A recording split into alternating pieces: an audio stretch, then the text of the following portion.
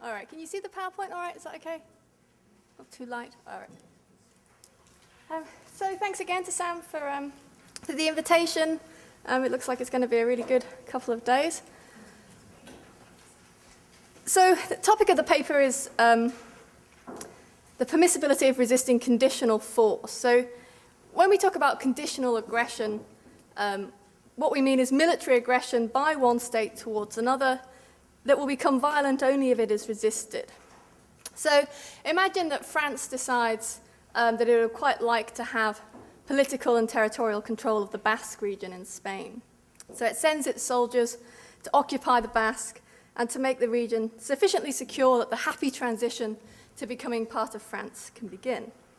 And the French have no particular desire to harm any of the Basque population, and they're not going to use any kind of force against them unless, of course, Spain resists the invasion. Now, it's widely accepted that in the circumstances just described, Spain would have a just cause for a defensive war against France. But some just war theorists have argued that a reductivist individualist account of war cannot allow that threats to political goods alone can provide a just cause for a defensive war. So in this paper, I explore this argument and I suggest some possible replies to it.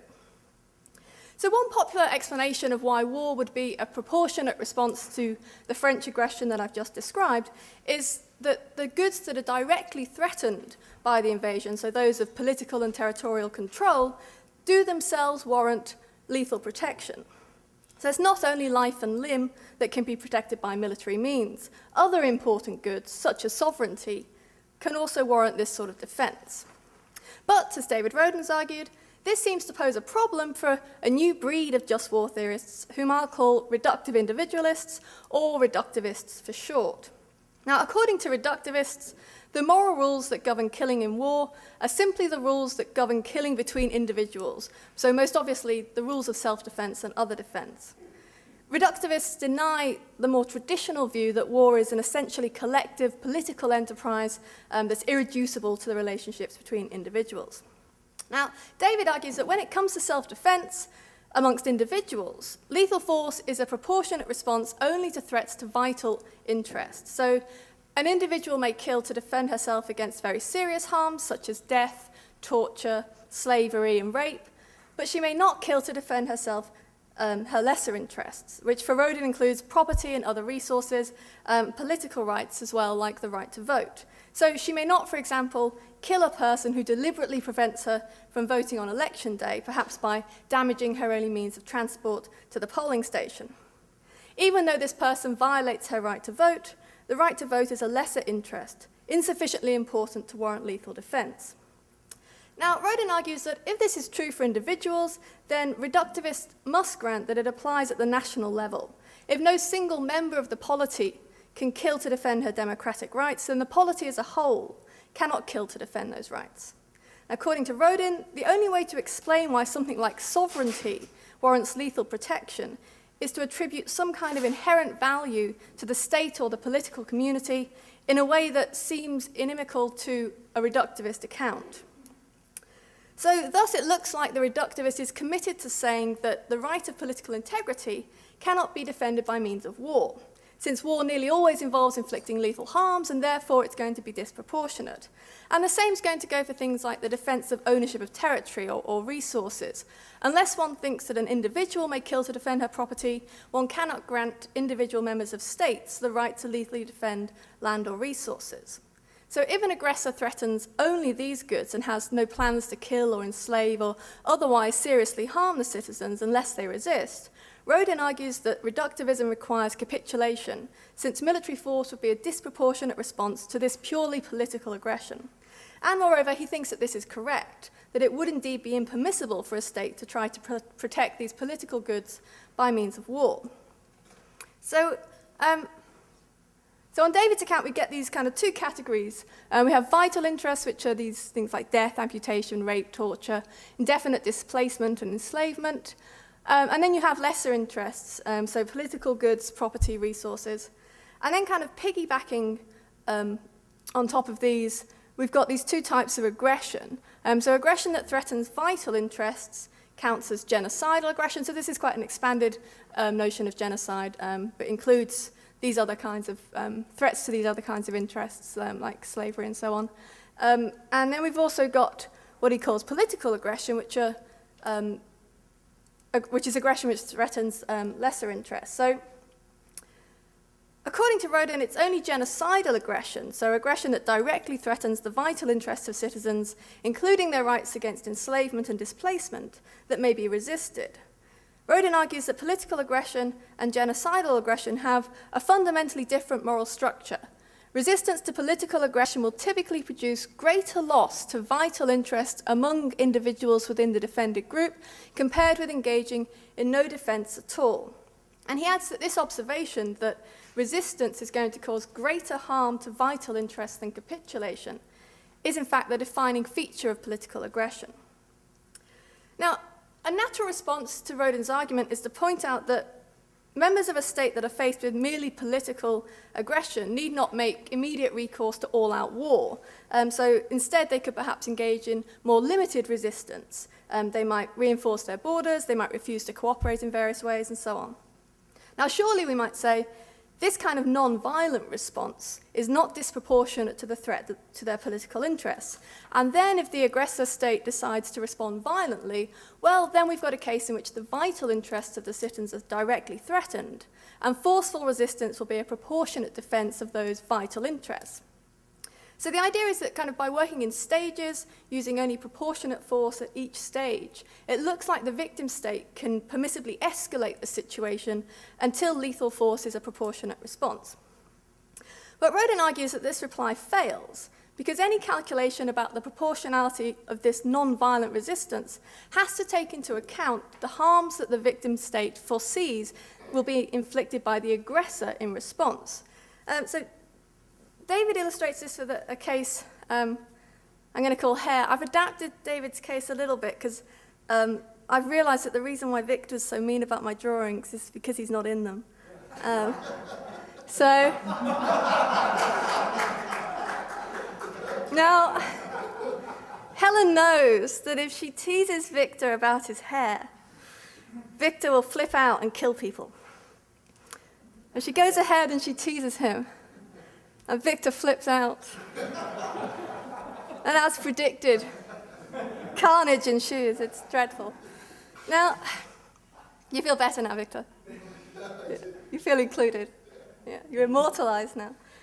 Now, this isn't a case in which Helen is defending herself, but the general point that Helen ought to think about the harms that Victor will inflict certainly seems to be sound.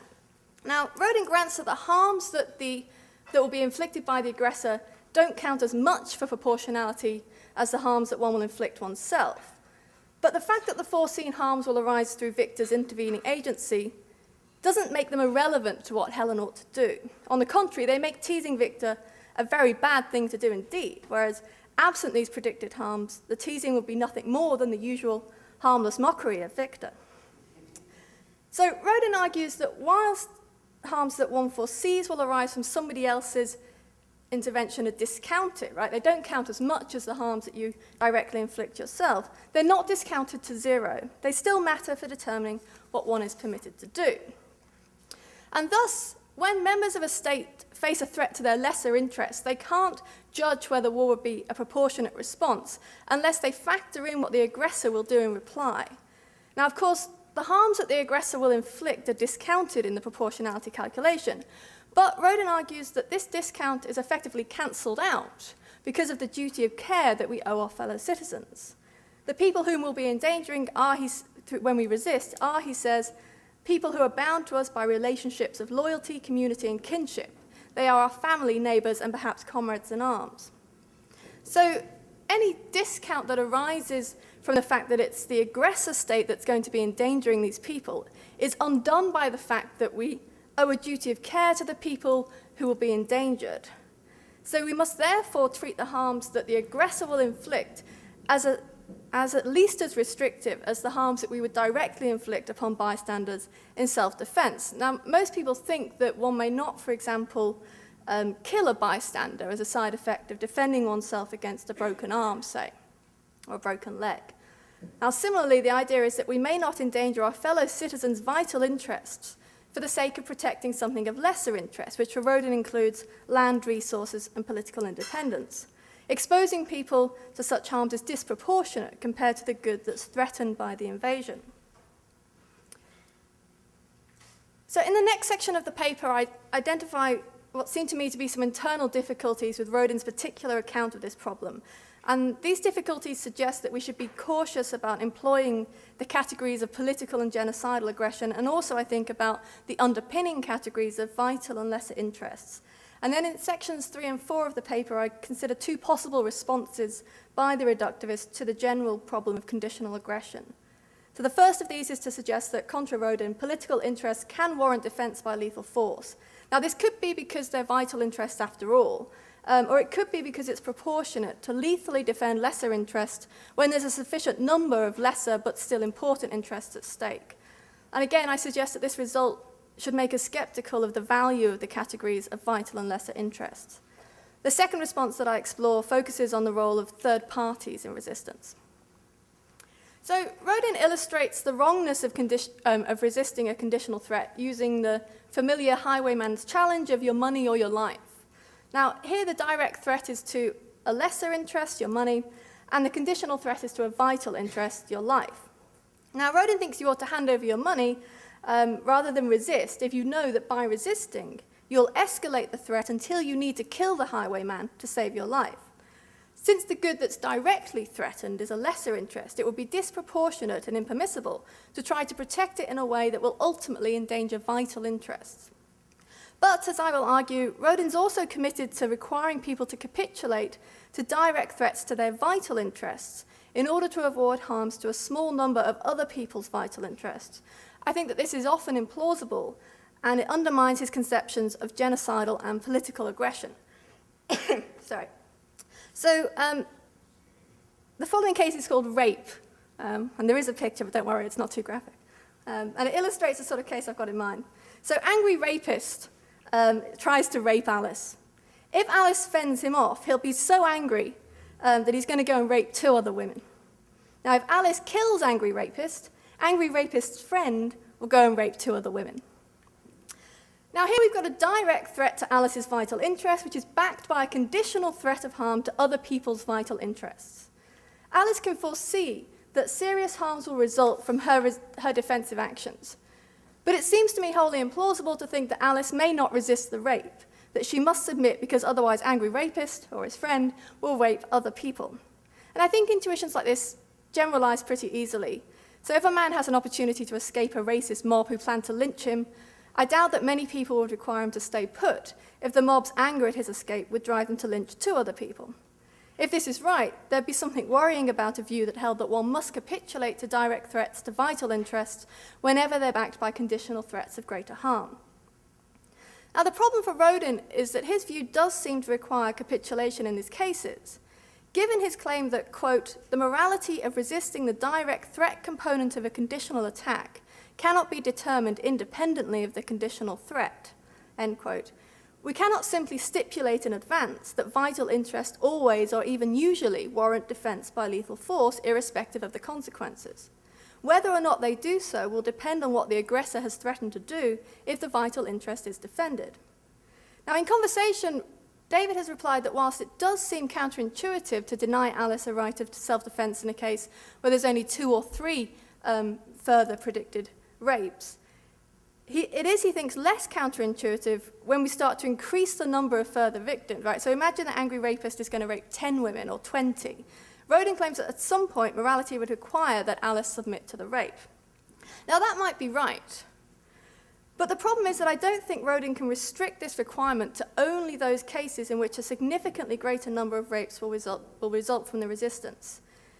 So in the rape case just described, Alice foresees that 2 other people will be raped if she resists. Now, we can, following Rodin, somewhat discount the rapes of those people because although they're foreseen by Alice, they arise through her attacker's agency. But one may not ordinarily directly inflict a harm equal to the harm that one is seeking to avoid on even one innocent person as a side effect of self-defense. So I'm not permitted to avoid paralysis to myself by employing defense that would paralyze an innocent bystander as a side effect. So even if we discount the harms that Alice foresees by, say, 50%, in virtue of the fact that they're going to be inflicted by someone else, so we discount it to just one rape, it would still not be proportionate for Alice to resist, right? Because the foreseen harm is still going to be equal to the harm that she herself would have to suffer.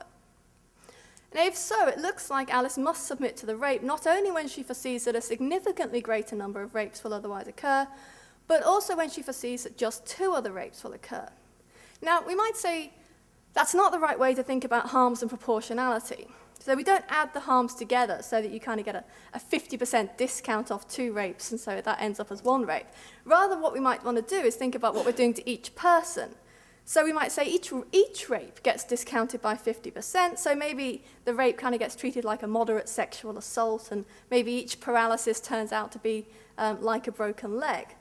And then we might say, well, it's proportionate to bring about these less serious harms to 2 or 3 bystanders as a side effect of one's defensive action.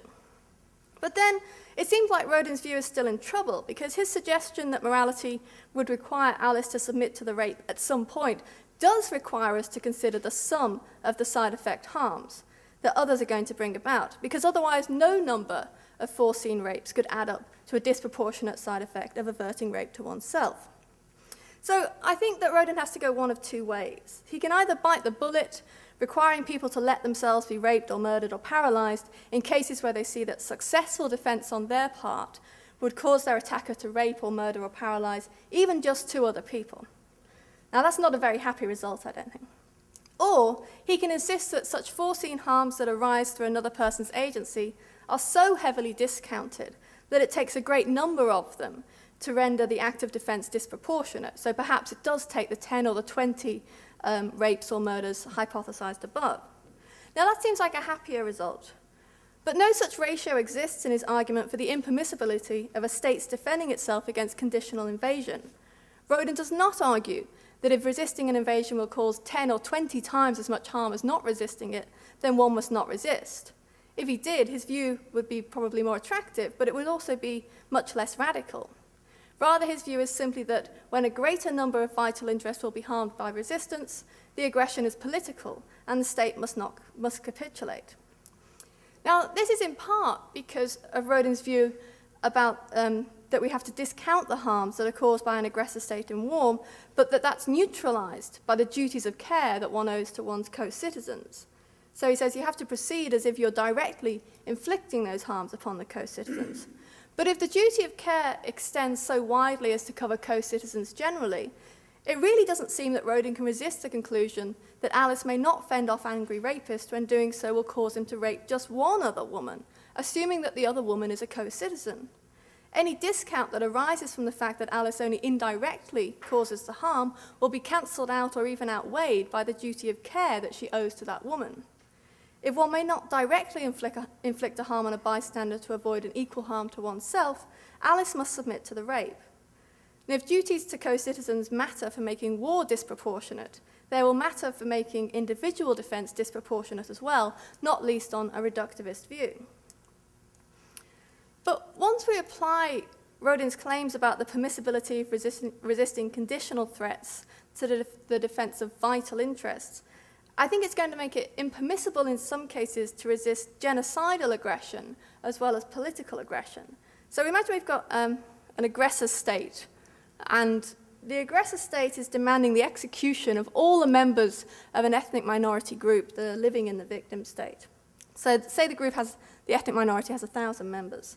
Now, if the victim state doesn't kill these citizens, then the aggressor will invade. Assume that the invasion will result in more harm overall to vital interest than capitulation will bring. So say that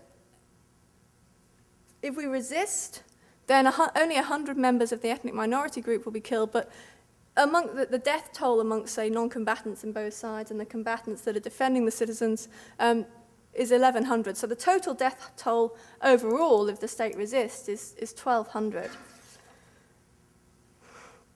Now, what Rodin's going to say about this case depends on how he's identifying the relevant group, harms to which we must factor into our proportionality calculation.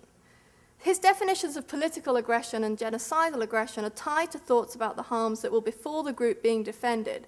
So he speaks of the defended population, those very people whom the defensive action is intended to defend, and the defended group. So the question then is whether these references to populations and groups are meant to pick out all of the members of the victim state, or just the subgroup that's directly threatened, so in this case the members of the ethnic minority. Well, if the group being defended is meant to be synonymous with all members of the state, then that gives us the result that the aggression I've just described is political aggression. Fewer vital interests will be harmed amongst this group overall if the victim state capitulates and executes the entire minority group. And Rodin points to that as the defining characteristic of political aggression. So resistance against this aggression will therefore be impermissible. Now, this result seems to me wrong both in its denial that the threat to the minority group is genocidal and in its pronouncement that the victim state ought to execute the group rather than defend them. So I should think that Rodin's going to want to go the other way and say that references to the group being defended are not meant to be synonymous with all members of the victim state, but rather can refer to a subgroup within that state, such as my ethnic minority group. Now, he tells us that an aggression is political and should not be resisted. If resisting it causes more harm to the vital interest of those very people whom the defensive action is intended to defend. Now, since in my example, resisting will be less harmful to the vital interest of the minority group, because if there's resistance, only 100 of them die, Rodin can count the threat as genocidal aggression. But this result isn't just semantic in his view, it's normative. It tells us that the invasion can be resisted because it's genocidal, and that seems right. But this is a case in which more harm will befall vital interests overall if the invasion is resisted, and that was meant to be the definition of political aggression. So we have two problems. One is that this kind of case seems to defy categorization on Rodin's account, and that problem comes from his reliance on vital interests to define political aggression. The other problem is that it looks like the only way Rodin can explain why it's permissible to resist the aggression is if he ignores the harms that will befall people who are not members of the minority group. But then we need an argument for why the interests of everybody else in the state don't seem to matter for the purposes of judging whether or not the resistance is permissible. So I think that this sort of case identifies a basic incoherency in Rodin's account because his account can't pronounce on whether this is a case of genocidal or political aggression, and thus on whether it may be resisted.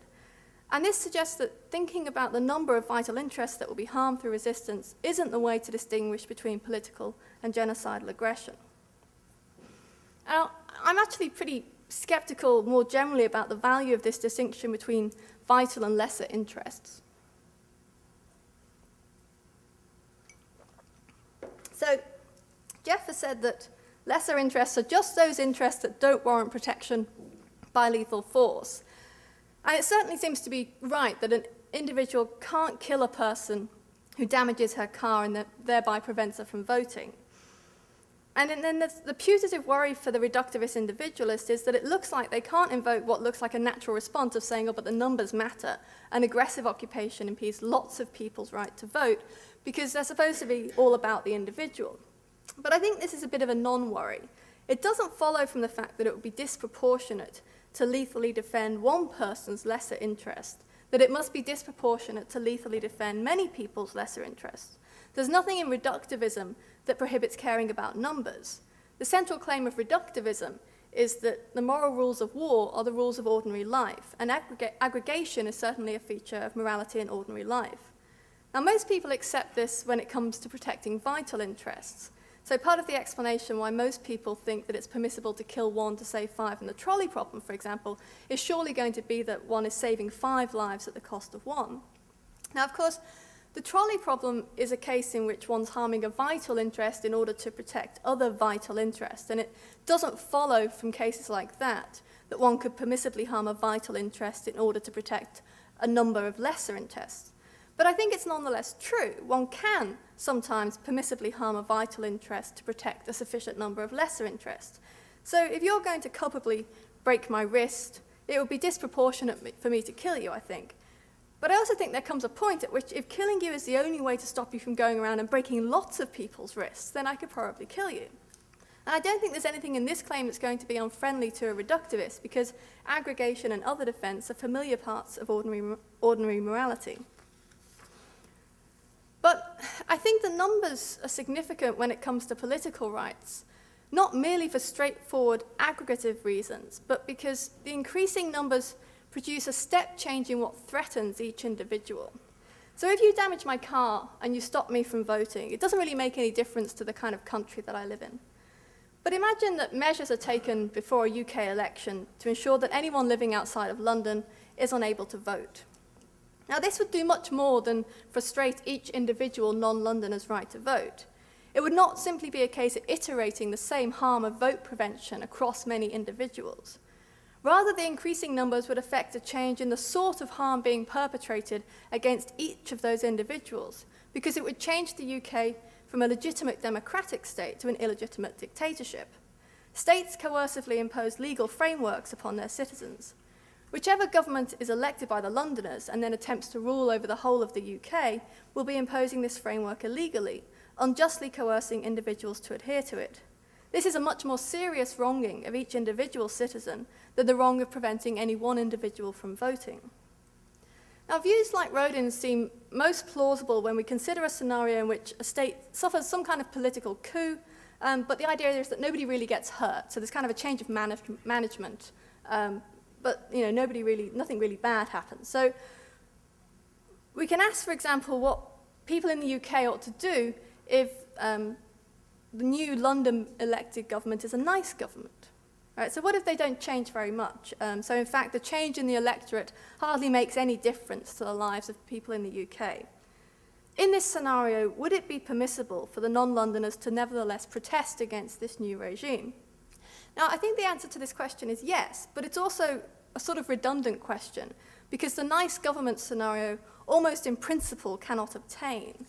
So to see this, we need to spell out what would happen in the event of resistance to this illegitimate but still nice state. So let's say that the non-Londoners object to the new order. So maybe they all go on strike, and they go and they stand outside the Houses of Parliament, and they politely make their unhappiness known. Now, if the government is indeed nice, then presumably they'll respond to this pressure non-violently. They're going to realise the error of their ways, they'll cede to these reasonable demands of the non-Londoners, and they'll dissolve the illegitimate parliament, and they'll hold new elections under the old system. But then, the resistance that's been employed by the non-Londoners seems perfectly proportionate to the wrong being done to them, and their actions seem perfectly permissible. Now, the trickier situation is that in which it turns out the government actually isn't nice after all. And let's say that the non-Londoners sort of know this, so they've probably managed to infer it from the way that the government has replaced their legitimate democracy with an illegitimate dictatorship. Given this, the non-Londoners predict that any resistance on their part will be violently met. But then we need to notice that the scenario we imagined above, where the government is nice and very little changes in the UK as a result of the new electorate, and in which violent resistance might have seemed disproportionate, bears no relation to how things are going to be in a state that is subjected to political aggression that is backed by conditional threats to life and limb. The new government is not nice. Rather, it threatens to quash legitimate and reasonable dissent with violence. And things are therefore very different in Britain, because now the securities that guarantee our current way of life are gone. Instead, we live in a country where laws are illegally enforced upon us, and they're backed by the threat of unjust violence if we don't comply. Now, existing under this kind of regime of state terror is likely to be pretty grim. And it's grim even if people do not resist, because living under the threat of these sorts of reprisals is to live in general conditions of fear and mistrust of the sort that usually accompany states that are prepared to violently put down dissenters. So I think that for people who are used to living in liberal democracies, it's probably easy to underestimate the importance of the kinds of protection that have vanished in the state described. But having legally protected recourse in the event of unjust treatment by the government and its agents is a substantial good, and it seems to me that not living in a state of perpetual oppression and fear is a pretty vital interest. Should it count as a vital interest in Rodin's sense? Well, it's not as important as not being killed. But then nobody thinks that all vital interests are equally important. Being displaced is not as bad as being enslaved. Being raped is not as bad as being killed or being subjected to certain forms of torture. But these things are bad enough that most people think one can kill to avoid them. Rodin himself suggests that an invasion that causes a state to descend into anarchy counts as threatening vital interest because it effectively renders the citizens stateless, which he thinks is a very serious wrong. Now, if that's true, it's not a huge leap to think that turning citizens' legitimate democracy into an illegitimate dictatorship that backs its commands with the threats of violence is also to threaten citizens' vital interests. But once we explicitly recognize that there are degrees of importance within the category of vital interest and lesser interest as well, that it can be disproportionate to defend a vital interest with lethal force, that lesser interests can aggregate until they warrant lethal protection, and that what began as a lesser interest can also become a vital interest, it's not clear to me why we should retain these categories of vital and lesser interests. Telling me that something is a lesser interest or a vital interest doesn't really tell me much about what can be done in its defense. The distinction seems to me to lack any real normative force. Now, the following section of the paper is a bit more exploratory and sort of indicative. So I'm going to say some stuff that seems to be true about resistance, but I don't fully spell out the implications for war, which is partly for constraints of time, but also because I'm not really sure what they are yet. So think about the following case. Another starring role for you, Victor. All right, so Helen has a chocolate bar. Victor steals Helen's chocolate bar. Then Helen tries to sort of wrestle it back, and there's this sort of undignified tussle. And then Victor tries to strangle Helen. But it's not all bad, because there's Seth. Seth's the third party, and he's observing the situation. And he has a gun, and he can kill Victor to save Helen's life. Now, it seems to me that it would be permissible for Seth to kill Victor, and impermissible for him to kill Helen. Even if Helen acts wrongly in refusing to capitulate to Victor, it's not as if a third party couldn't possibly distinguish between the morality of their actions. Victor's guilty of a much more serious wrong, that of unjustly threatening Helen's life, whereas Helen is guilty of disproportionate defense that is rendered disproportionate only by Victor's wrongful intervening agency. Victor's wrongdoing makes him liable to be killed, whereas Helen's does not. And I think this is still true, even if Helen predicted that Victor would react violently to her resistance. Her behavior might be worse in this scenario, but it still seems that the third party is permitted to assist her. And it's worth noticing that this is true, even when Helen refuses to surrender a trivial good like a chocolate bar.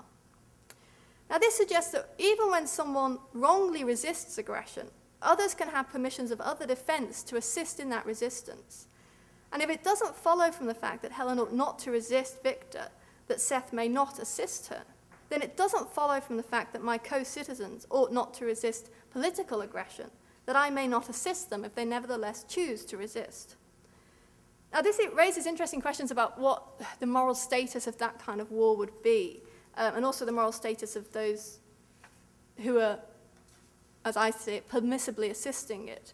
And Sava's probably done the most thoughtful work on this.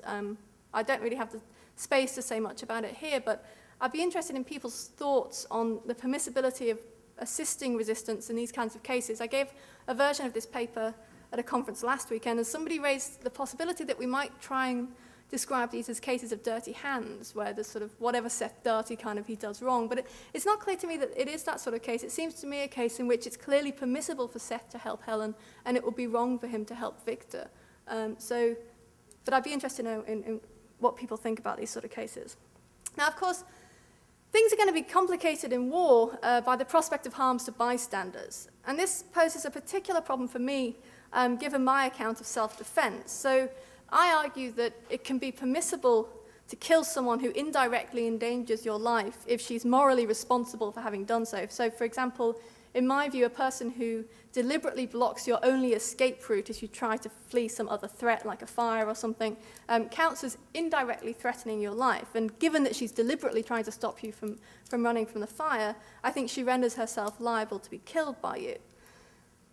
I suggest that moral responsibility for contributing to a threat is determined by issues of knowledge and foresight, and also whether the person had a reasonable opportunity to avoid contributing to the threat. So that is, an opportunity that would not be too costly for them compared to what threatens you. So imagine that I threaten to throw a grenade into the audience if anybody laughs at my paper. Now, it's probably true that under these circumstances, nobody should laugh at my paper. But what if Jeff sees that David is about to laugh? See, David's laughing already. Is David morally responsible for endangering the lives of the audience? Well, assuming that his laughing is voluntary and not sort of an involuntary reaction to my work, I think he probably is. He has a reasonable opportunity to avoid endangering them. Not laughing is not costly for him. But even if David renders himself liable to be killed by Jeff in virtue of endangering Jeff's life and everybody else's life, it still seems that if he can, then Jeff should kill me to stop me from throwing the grenade rather than kill David to stop David from laughing. Now, I think that the requirement to kill David is probably an extension of the necessity principle, which is grounded in the idea that it's wrong to cause unnecessary harm. Now, it seems plausible to think that causing unnecessary harm gets morally worse the less morally culpable the target of the force is. So killing David will be instrumental in averting the threat to the audience, right? It's one way to stop me from throwing the grenade. But it's not strictly necessary because there is an alternative, killing me. And that alternative seems to be morally preferable because I'm fully culpable. And this seems to be especially true when the extent to which David's action is wrongful depends upon my wrongful response to his laughter. So his responsibility, if you like, kind of supervenes on my culpability. So even though David's resistance to my coercion is wrongful and endangers bystanders, it looks like third parties are still permitted to kill the aggressor to save the resister's life. So what if by killing me, so what I guess the upshot of this is that I'm not sure that David's account gets him any further than saying that even if it worked, right, which I don't think it does, sorry, David, but even if it worked, all it gets you is that an individual couldn't resist, but it doesn't tell you what you can do once other people start resisting, and that's going to matter a lot for war. So what if by killing me, Jeff is going to endanger bystanders? Well, then he needs to weigh up the risk to the bystanders against the significance of the rights that I'm threatening and the number of people whose rights are at risk. And if we're talking about resisting an aggressive war, then, as I've argued above, the rights violations are not only widespread but significant. In addition, anyone considering aiding the resistance must take into account the fact that if others are resisting, then there's going to be a war. Then the choice is no longer that between the harms that will befall innocent people if the state capitulates versus the harms that will result from war. It's a choice between aiding a defensive war that aims at protecting important rights or failing to do so. The more important the rights and the more people whose rights are at risk, the more harm it will be proportionate to risk to innocent people in protecting those rights. The kinds of rights that are threatened, even by merely political aggression, seem to me to be sufficiently important to warrant endangering the lives of at least some innocent people. So I think that reductive individualists still have a lot to do when it comes to explaining central features of jus ad bellum. But I do think that this particular challenge, that only by granting inherent value to the state can it be proportionate to defend against political aggression, fails. What political invasions threaten to do to each individual is a very serious violation of their rights. And since reductivists can care about numbers, they can care about the fact that such invasions seriously wrong a great many people.